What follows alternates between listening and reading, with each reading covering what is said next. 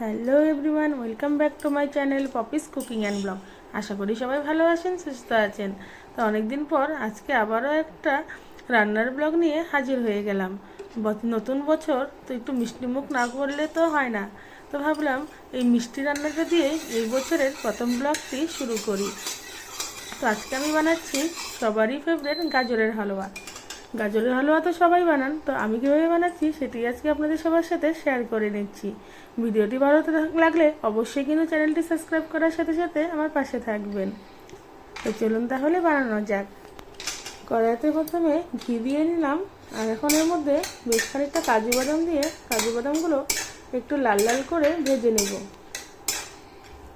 আমি কিন্তু এটা ঘিয়ের উপরেই বানাচ্ছি, তবে আপনারা চাইলে কিন্তু সাদা তেলের মধ্যেও কাজু বাদামটা ভেজে নিতে পারেন। তবে ঘি দিয়ে বানালে হালুয়ার ফ্লেভারটা কিন্তু বেশ ভালো আসে। তো বাদামগুলো ঠিক এইভাবে লালচে করে ভেজে নিয়েছি। খুব একটা বেশি ভাজবো না, বেশি ভাজলে বাদামগুলো তেতো হয়ে যাবে। বাদামগুলো একটা বাটির মধ্যে উঠিয়ে রাখছি।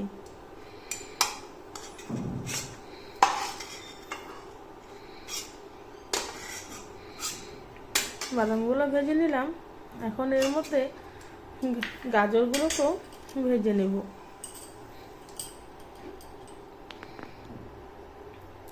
কড়াইতে আরও বেশ খানিকটা ঘি দিয়ে দিলাম, আর এখন এর মধ্যে দিয়ে দিব ফোড়নের জন্য তেজপাতা।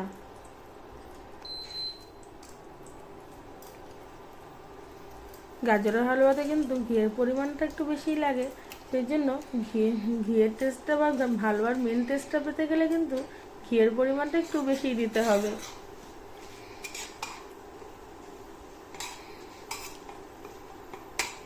হালুয়াতে এলাচটা এখন দিব না, এলাচটা আমি পরে দিব। এখন শুধু তেজপাতা দিয়ে দিলাম, আর এখন এর মধ্যে দিয়ে দিব গ্রেট করা গাজরগুলোকে আমি এইভাবে করে গ্রেট করে রেখেছিলাম।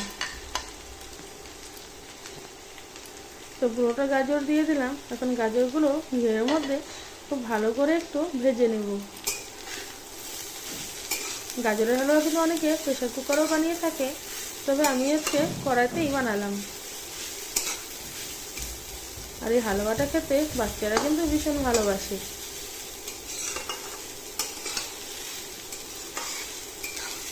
তো মিডিয়াম ফ্লেমে গাজরটাকে খুব ভালো করে তো ভেজে নিচ্ছি।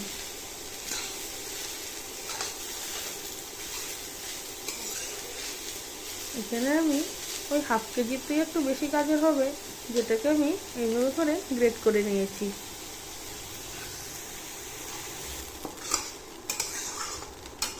দেখুন গাজরটা কিন্তু অনেকটাই কম নরম হয়ে এসছে। এখন এর মধ্যে দিয়ে দিব সামান্য পরিমাণে নুন দিয়ে আবারও গাজরটাকে একটু ভালো করে একটু মিশিয়ে নিয়ে ভেজে নিচ্ছি। গাজরটা ভাজা হয়ে গেছে, এর মধ্যে এখন দিয়ে দিলাম পরিমাণ মতো চিনি।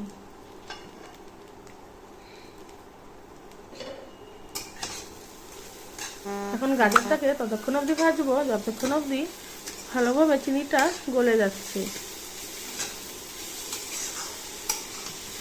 এরকমভাবে লাটাতে চিনিগুলো কিন্তু খুব ভালোভাবে গলে নিয়ে গাজরটাও খুব ভালোভাবে মজে যাবে।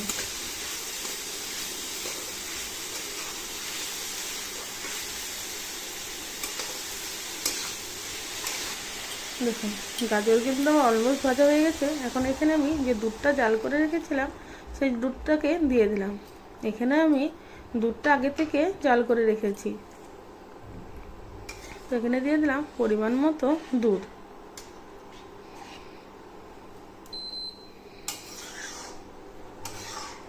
এখন দুধের মধ্যে গাজরটাকে খুব ভালো করে ফুটিয়ে নেব, আর খুব ভালোভাবে দেখুন এখন এর মধ্যে দিয়ে দিচ্ছি এলাচের গুঁড়োটা আমার শেষ হয়ে গিয়েছিলো, এই জন্য গোটা এলাচটা একটু থেতো করে দিয়ে দিলাম।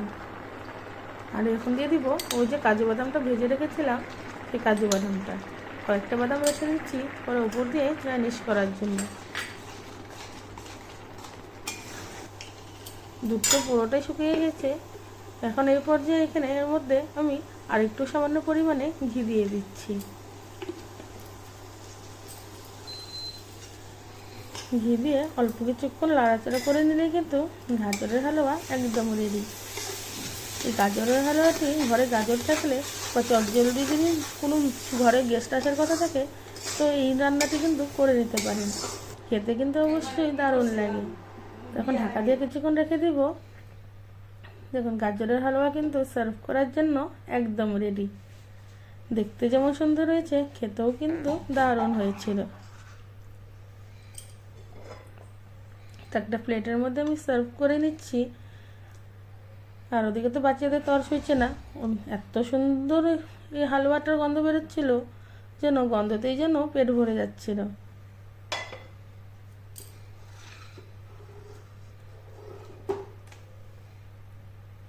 এই গাজরের হালুয়া খেতে কে বেশি ভালোবাসেন অবশ্যই কিন্তু আমাকে কমেন্টের মাধ্যমে জানাবেন। আর হালুয়ার রেসিপিটি যদি ভালো লাগে অবশ্যই একবার বাড়িতে বানিয়ে দেখবেন। বানানোর পর খেতে কেমন হয়েছে সেটিও কিন্তু আমাকে জানাতে ভুলবেন না। এখন উপর থেকে কয়েকটা ভাজা কাজু বাদাম ছড়িয়ে দিচ্ছি। আর গাজরের হালুয়া এইভাবে বানিয়ে একবার অবশ্যই কিন্তু ট্রাই করে দেখবেন।